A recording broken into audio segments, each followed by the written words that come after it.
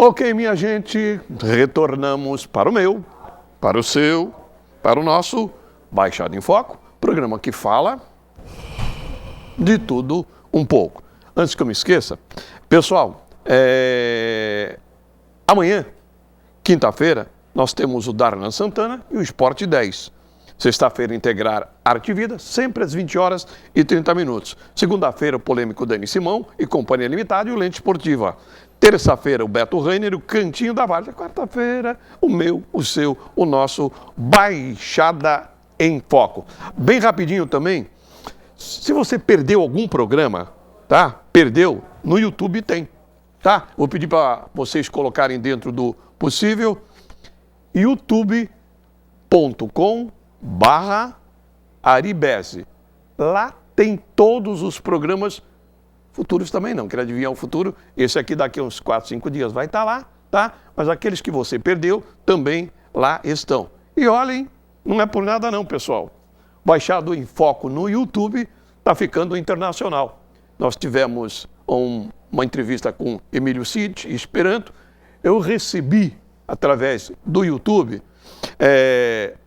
Nova York, Rússia. Entra lá que você vai ver que eu não estou exagerando, não. Pelo YouTube, nós tivemos perto, em 5 dias, 400 e poucas visitas. Graças a você. Como eu falei, o tema agora é um tema meio polêmico, mas que não pode deixar de ser debatido. Nós vamos falar agora sobre direito à liberdade religiosa.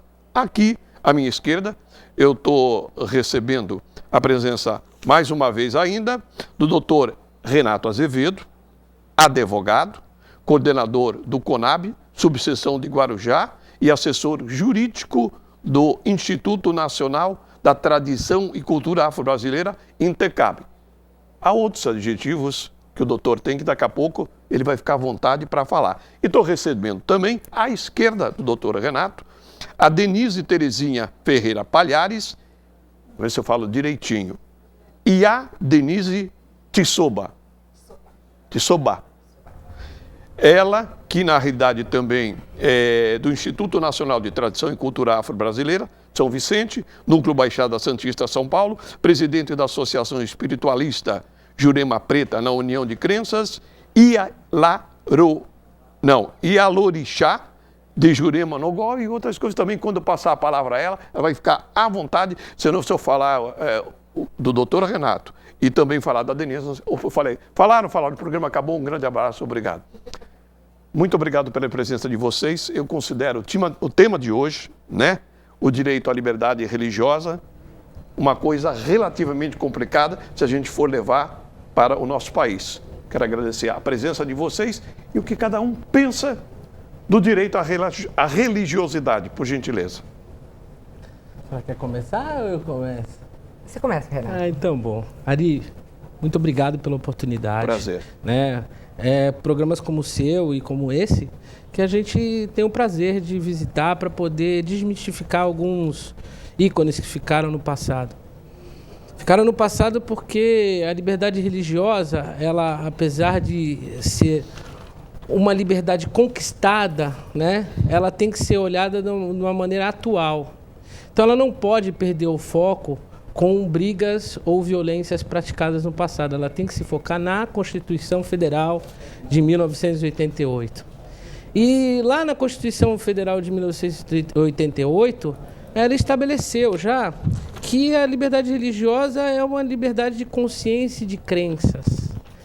Liberdade religiosa é um momento em que o ser humano está cultuando o sagrado, está cultuando a um Deus maior, que é a unificação, ou a deuses, que deve ser respeitado por todos e no limite da lei. Isso quer dizer, quem cultua, ela tem que respeitar os outros também, né? Então, a definição mais concreta de liberdade religiosa que eu posso dizer dentro da lei é a expressão a liberdade de expressão para você cultuar uma religião, um sagrado, ou aquilo que você entende como mais perto de Deus, né? Então, essa é a liberdade religiosa. Mas na prática, eu acho que mais do que eu que tenho a teoria e o direito, temos aqui uma Ilorixá que pode dizer o que é a liberdade religiosa para ela. Na prática? É. Na prática a gente vê que é muito velado isso. Que na grande realidade, a nossa liberdade religiosa, ela chega a ser intolerância religiosa. Porque a nossa liberdade, ela não é respeitada. Essa é um fato o qual há muito movimento de interreligioso para a gente poder conquistar o que já é conquistado no papel. Então, para nós que somos de religiosidade de matriz africana, a coisa é muito difícil, é muito complicada. Aí eu falaria assim as palavras do Dr. Renato, nós teríamos que ficar um programa inteiro falando sobre isso. Mas para você poder entender, a nossa liberdade religiosa, ela é velada. Laicivo, é isso? Laicivo? Estado laico? Estado laico. O Brasil é um Estado laico, mas eu tenho certeza que a maioria dos telespectadores, como eu, não sabia o que isso significa. Antes que eu lhe pergunte se o Brasil é um Estado laico, vamos definir o que é laico, doutor? Laico é aquele Estado que nosso moderno regime de Estado, ele é obrigado a não ter religião. Ele é obrigado a não cultuar uma religião própria.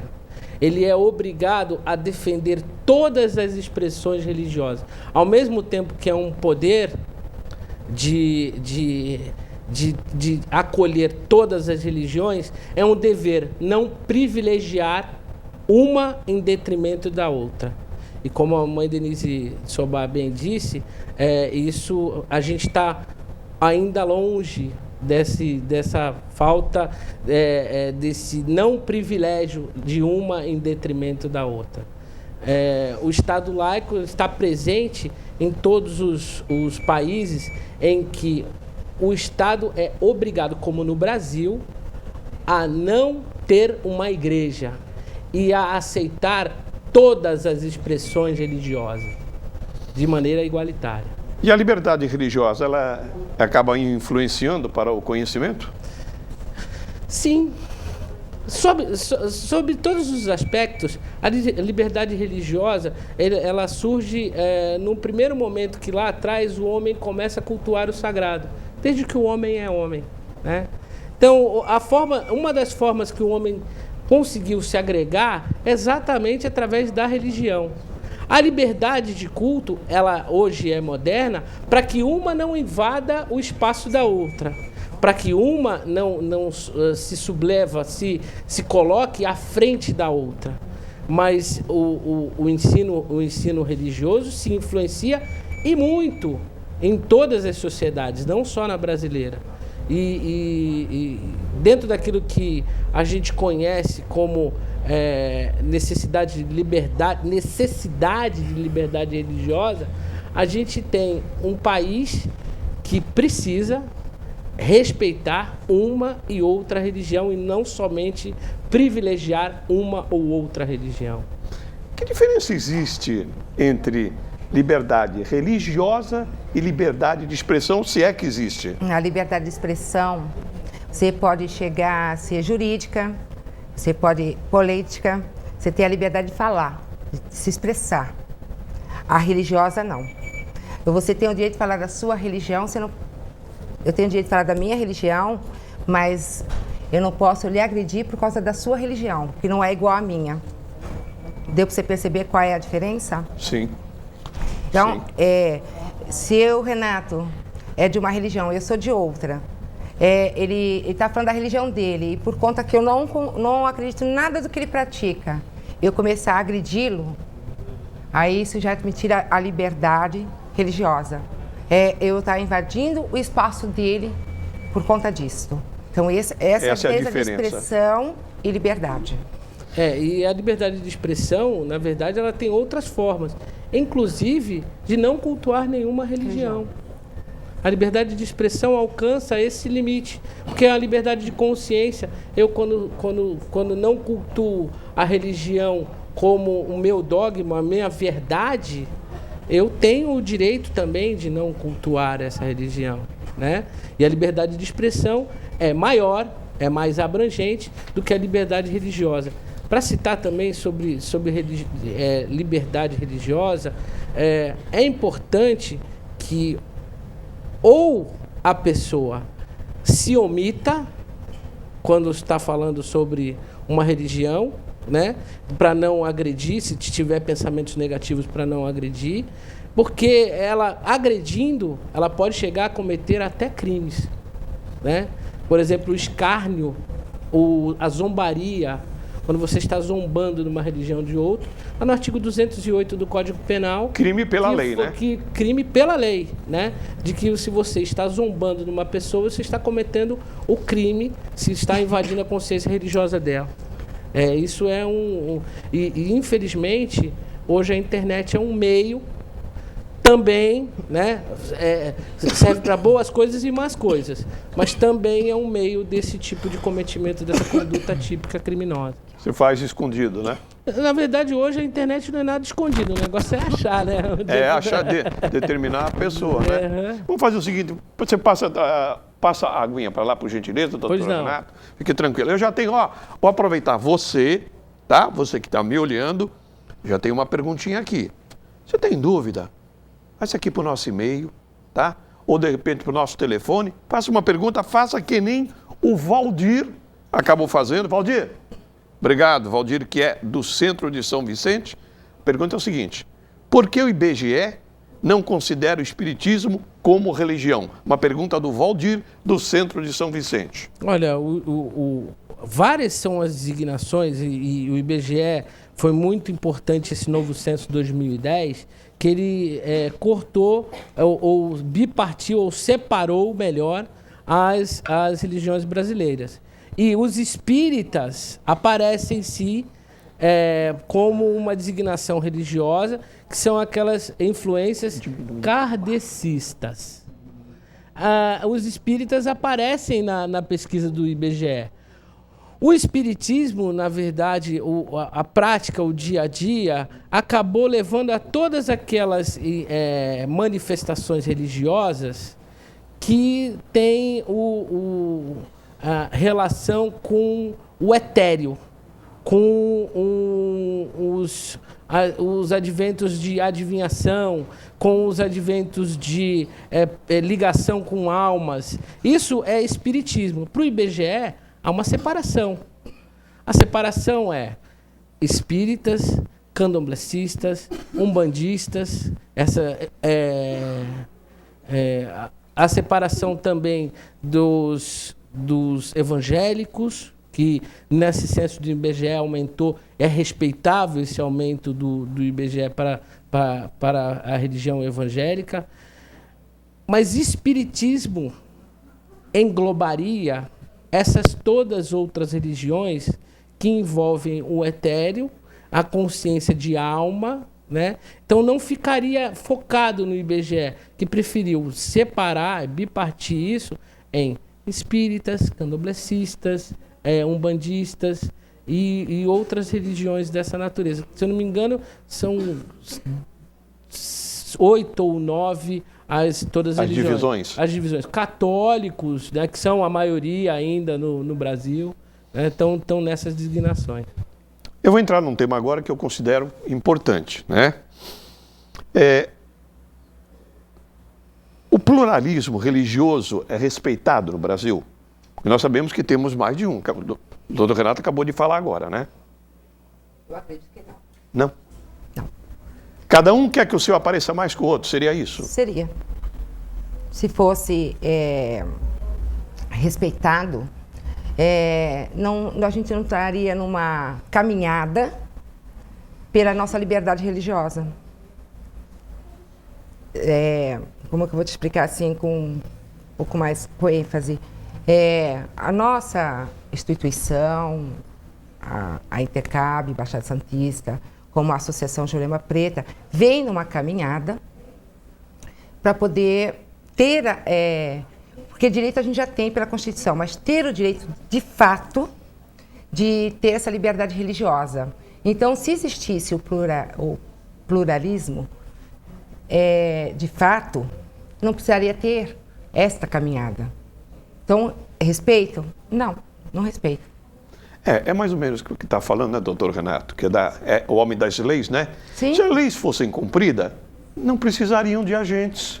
Nós também saberíamos respeitar, porque seria mais ou menos por aí, né, doutor Renato? Eu vou É invocar aqui, na verdade, um princípio que eu só posso olhar pelo lado, como você está lembrando, o lado legal. Se a gente, hoje, nós estamos em 2012, né? Recentemente teve o Estatuto da Igualdade Racial, teve que ser editado para poder falar sobre a prática dos cultos religiosos de matriz africana. Se a gente precisa de uma lei, e precisa de uma lei, para que o Estado entenda o que é a manifestação religiosa, é porque o Estado não está maduro o suficiente, na verdade o Estado não está maduro o suficiente para poder se conscientizar do que o seu povo está querendo. Porque inúmeros são as manifestações. A gente vê festas de Iemanjá, por exemplo, que arrastam todas as religiões para a praia, numa festa linda de prosperidade. Aqui em São Vicente aconteceu mais de 1.000 pessoas e em Guarujá aconteceu mais de 6.000 pessoas. Em Santos foram 2.000 e poucas pessoas. Todos 5.000 pessoas esse ano que a mãe deles estava na coordenação. É mais ou menos assim dizer que o Estado precisa de uma lei para começar a respeitar esse tipo de atividade. Isso só para lembrar da festa de Iemanjá. Mas eu vou falar do povo também. Porque, às vezes, por causa dessa falta de respeito uns com os outros, a minha igreja toca mais alto do que o teu candomblé, que toca mais alto que o teu Seixonoê, que toca mais alto. E isso também é errado. Se somos nós o retrato do povo, e os nossos representantes são esse retrato do povo, então por isso que há necessidade desse tipo de lei. Eu ainda vou um pouquinho longe, Renato. Assim, nós nas repartições públicas, a gente vê símbolos de uma religião. Nós aqui em São Vicente estamos até brigando para colocar a estátua de Iemanjá na praia e está havendo uma polêmica, porque não pode. Então, aonde está o respeito? Se em repartições públicas pode haver símbolos de outras religiões, por que um símbolo que para nós é sagrado, que é de Iemanjá, não pode estar na praia? E foi gerado uma briga, uma confusão tremenda. Eu sei dessa briga, dessa briga. E não pode ser posto. Se quando eu vou em qualquer repartição pública, eu dou de cara com um símbolo de outra religião, a qual eu não pratico. Mas sabe como é que eu vejo? Vou usar a palavra do doutor Renato. A minha religião, palavras dele, tem que tocar mais alta que a sua. É onde falta... Esse acerto, primeiro tem que ser lembrado que essa construção toda estatutária e o Estatuto da Igualdade Racial, ele surge pela desigualdade, na verdade. Porque hoje a Iemanjá é forte, outros que a gente chama de orixás, né, poderiam ser melhor representados se até o próprio... A falta do respeito está no não querer conhecer, é o preconceito, né? Então é importante que haja essa manifestação. Primeiro que é uma manifestação brasileira, é uma manifestação de matriz africana, mas é tipicamente brasileira. Mas ali, né, tem um amigo meu que ele fala assim: todo mundo no dia 31 de dezembro põe branco e vai pular as suas 7 ondas na praia. Isso, querendo ou não querendo, é da religião de matriz africana. Mas todos fazem, independente de religiosidade. E está na raiz do povo. E está na raiz do nosso povo, isso é fato. Ô, Renato, Denise, vou falar uma coisa. No final de ano vale tudo. Eu quero me agarrar com tudo que é santo, tudo que é religião. Quero que dê certo. Pular 300 ondas. Mas o brasileiro tem que fazer eu tô brincando. E, na verdade, esse é só uma das representações. Aqueles mesmos que não pulam as 7 ondas têm os seus jeitos de cultuar o sagrado. Sim. E aí é que entra esse respeito. Se você pode cultuar o sagrado do seu jeito, eu também posso cultuar do meu, desde que eu respeite a lei, a ordem, a paz, os bons costumes, porque isso daí é o que se exige numa sociedade, num Estado. Eu estou aqui, já levantou uma plaquinha de 10 ali que falta, etc. e tal, mas é assim. Eu queria que vocês passassem para o amigo telespectador, porque eu achei a história muito bonita do Intecab. Primeiro, o que significa essas siglas? Eu já li, mas eu tenho certeza que o amigo telespectador ainda não assimilou. E aquela história bonita que vocês me contaram antes do início do programa. Eu conto a história, a senhora fala o que é. Tá bom. O Intecab foi uma ideia, uma consciência que não foi criada a partir do Brasil e foi levada para os Estados Unidos para unir várias religiões de matriz africana num só objetivo. Nós temos que nos respeitar primeiro para querer o respeito de todas as outras. Então o Intecab ele surge na Bahia, né? Ele tem representação em São Paulo e aqui na Baixada Santista a representante maior hoje é a mãe Denise de Sobá, depois do falecimento do nosso querido pai Ivan de Odessa Sanha, que é importante lembrar que foi uma luta, uma briga de mais de 30 anos para trazer uma representação desse nível para cá. O Intecab nada mais, nada menos do que mais uma das grandes bibliotecas das matrizes africanas, que são feitas em roda, na verdade. É da matriz da religião de matriz africana você conversar. Em roda mesmo, todo mundo sentando em roda mesmo, conversando e dividindo os mais velhos na frente, os mais novos mais abaixo, para poder entender que quando você tem uma raiz, você tem uma família. Quando você tem uma família, você tem uma hierarquia. E, além disso, você tem um bem viver, que você quer que aquela família produza e progrida. O Intecab é essa tentativa de conectar várias famílias, né? E o que é... O Intecab? Intecab é um instituto de tradição, de cultura da afro-brasileira. Tudo que envolve o afro-brasileiro é que o Instituto estuda, luta, caminha numa militância.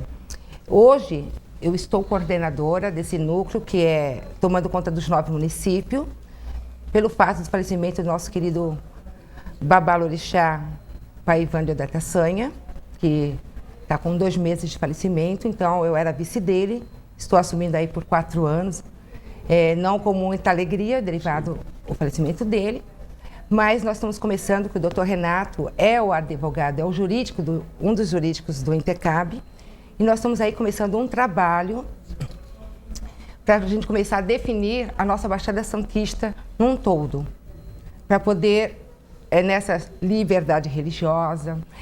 A Intecab também não só fica na religião de matriz africana, porque nós temos padres, nós temos budistas, nós temos pessoas da Seixonoe. Então, de vários segmentos, de vários cultos religiosos se faz a Intecab. Não somente de religiões de matriz africana. Apesar que 80% dos conselheiros da parte executiva da Intecab é da religião de matriz africana. Por quê? Porque, na grande realidade, nós somos o povo do santo, é o povo mais perseguido. Então, por isso que a maior parte é da religiosidade de matriz africana. Mas nós temos outras religiões envolvidas. E nós temos um lema, que é o lema União na Diversidade. Né? Bonito lema, União da diversidade. Então, assim, além de aceitar todas as opiniões, a gente não quer impor a nossa. Você senta nessa roda para poder falar qual é o seu raciocínio do elevado, do Deus, do sagrado, para que os outros bens da vida se agreguem. Saúde, educação, assistência social, esporte, lazer. Esses todos são preocupações do Intecab em que se respeite a comunidade religiosa como um todo e todas as manifestações. Evangélicos, né? A gente, quando tá falando sobre isso, a gente não está falando de afastar. Não, nós queremos agregar. Doutor Renato, eu vou falar uma coisinha para o senhor e para a Denise. Eu agora não vou ser aqui o entrevistador, também vou tentar dar minha opinião, mas para que dar minha opinião, amigo telespectador, falta? Aliás, falta não, telespectador, sabe? O que falta hoje, na realidade, é eu usar o meu espaço e ter respeito pelo próximo. Perfeito. Não é? Conscientização, Ari. É só isso. Ó, eu tenho uma perguntinha aqui pelo Osmar, deu uma ligadinha, né, Osmar? Obrigado por você ter ligado. Pergunta para vocês. Como a legislação penaliza o preconceito religioso? Então, eu estava falando aqui no primeiro bloco, né, ou na primeira metade do bloco, uma das formas da penalização é o artigo 208 do Código Penal, que infelizmente ele tem uma pena pequena, né? Isso é de se lembrar, porque a pena máxima, se eu não me engano, chega até um mês. Vamos pegar os anotados, que é mais fácil. Detenção de 1 mês a 1 ano e multa, né? Não dá uma reclusão. Os atos contra qualquer tipo de religião, zombar contra, não é contra a religião de matriz africana, não. Zombar contra qualquer uma das religiões dá esse tipo de conduta criminalizada. E ainda tem que mencionar a injúria real de caráter religioso. Mas esta precisa da pessoa entrar com uma queixa-crime. É um pouco mais difícil de processar. Enquanto a outra, de escarnear, escárnio, né? Zombar, escárnio quer dizer zombar, o próprio Ministério Público é que toca esse processo para frente. E não é de ficar preocupado que a pena é pequena, porque qualquer infração penal, qualquer infração criminal, para a pessoa que é de bem, é muito angustiante. Com certeza. Qualquer delas, né? Então, assim, existem outras, mas existem também... eu vou aproveitar essa oportunidade para não falar só de crime. Existe a possibilidade de a pessoa que é religioso de se inscrever no INSS. Existe a imunidade tributária religiosa. Então, não existe... A gama de proteção não é só criminalizar. Existe na área de previdência, existe na área de direito civil, existe, por exemplo, casamento, reconhecimento do casamento religioso, seja de qual designação válido como um pacto matrimonial para fins civis. Então, um babalorixá ou um yalorixá pode casar um filho de santo ou um adepto da religião e esse ser reconhecido legalmente como um casamento para todos os fins. Eu tenho mais uma pergunta aqui, a Marlene. Marlene, obrigado, já vou ler aqui embaixo. Fica tranquila, Marlene. O Estado deve ser laico, só que ela fala o seguinte, e é a verdade mesmo. Um beijo especial para a Miriam pelo seu aniversário. Miriam, hoje a Miriam é a nossa diretora. Miriam, de todos nós aqui, você tinha que avisado antes, Miriam. Ô Marlene, tinha que ter avisado antes. Ela está aqui atrás da gente, pessoal. Não está vendo porque tem essas tapadeiras aqui. Ela está naquele botãozinho, que conforme eu peço, ela mexe, aparece uma câmera. Aí ela aperta o botão, outra câmera. Aí ela aperta o terceiro botão, leva uma bronca danada porque não tem terceiro botão, só tem 2. Então, pessoal... Eu sei que é a mãe dela. Eu sei que a mãe... Estou sabendo que a Marlene é a mãe dela. Mas traz o bolinho, Marlene, faz uma festa danada aqui.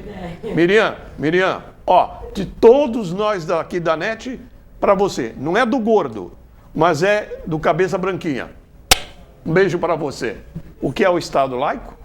Estado laico... já estão levantando lá, mas eu quero que o doutor responda. Então, o Estado laico é o Estado que não pode privilegiar qualquer tipo de religião e a todas deve respeitar. O Estado brasileiro, ele é laico. O governante que não estiver cumprindo essa determinação constitucional está cometendo uma inconstitucionalidade, que é bem maior do que uma ilegalidade. Agora, pode, e eu acho que essa é a grande pergunta, pode o Estado ter alguma relação com a religião?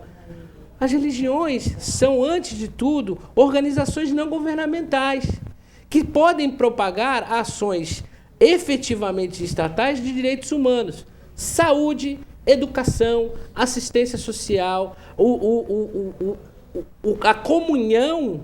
O Estado tem, na verdade, hoje, eu não vou dizer nem dever nem obrigação, mas ele deveria melhor olhar para as religiões para fazer este tipo de distribuição de direitos humanos. Saúde, educação, assistência social e, por que não dizer, lazer. Doutor Renato, muito obrigado por a gente ter aprendido com o senhor. Denise, completamente por dentro do assunto. Ela deu uma engasgadinha, mas acabou engatando durante o programa. Seu Ademário, Dona Maria Ângela, Rodrigo Curitiano, Dona Ondina, Senhor Noel. Aquele abraço, até a próxima oportunidade. Obrigado, gente. Obrigado pelos convidados. Um abraço, até a próxima quarta-feira, gente. Tchau, tchau.